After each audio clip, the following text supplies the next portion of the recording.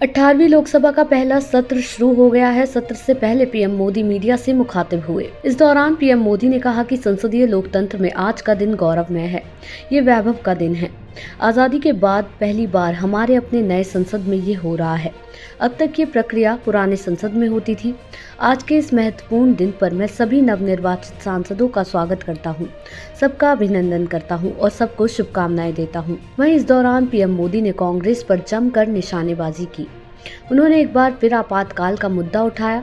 उन्होंने कहा कि कल 25 जून है। 25 जून को भारत के लोकतंत्र पर लगे उस कलंक के 50 साल पूरे हो रहे हैं।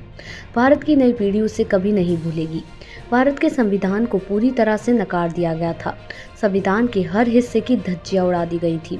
देश को जेल खाना बना दिया गया था। लोकतंत्र को पूरी तरह दबा दिया गया था। उन्होंने कहा कि अपने संविधान, भारत के लोकतंत्र और लोकतांत्रिक परंपराओं की रक्षा करते हुए देशवासी संकल्प लेंगे कि भारत में दोबारा कोई ऐसा करने की हिम्मत ना कर सके जो 50 साल पहले किया गया था। हम एक जीवंत लोकतंत्र का संकल्प लेंगे। पीएम मोदी ने कहा कि नए उमंग, नए उत्साह के साथ नई गति, नई ऊंचाई प्राप्त करने का ये अवसर है। 2047 तक विकसित भारत के निर्माण का लक्ष्य लेकर आज 18वीं लोकसभा शुरू हो रही है। पीएम मोदी ने आगे कहा कि विश्व का सबसे बड़ा चुनाव बहुत ही शानदार तरीके से, बहुत ही गौरवमय तरीके से संपन्न होना, ये हर भारतीय के लिए गर्व की बात है। करीब 65 करोड़ से ज्यादा मतदाताओं ने वोट किया।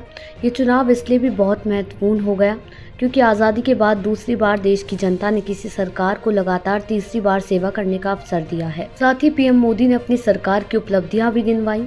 उन्होंने कहा कि पिछले 10 सालों में हमने हमेशा एक परंपरा का पालन करने का प्रयास किया है। हमारा मानना है कि सरकार चलाने के लिए बहुमत की आवश्यकता होती है, लेकिन देश चलाने के लिए सर्वसम्मति सबसे महत्वपूर्ण है। इसलिए हमारा निरंतर प्रयास रहेगा कि हम मां भारती की सेवा करें और 140 करोड़ लोगों की आशंकाओं और महत्वाकांक्षाओं को सबकी सहमति से और सबको साथ लेकर पूरा करें।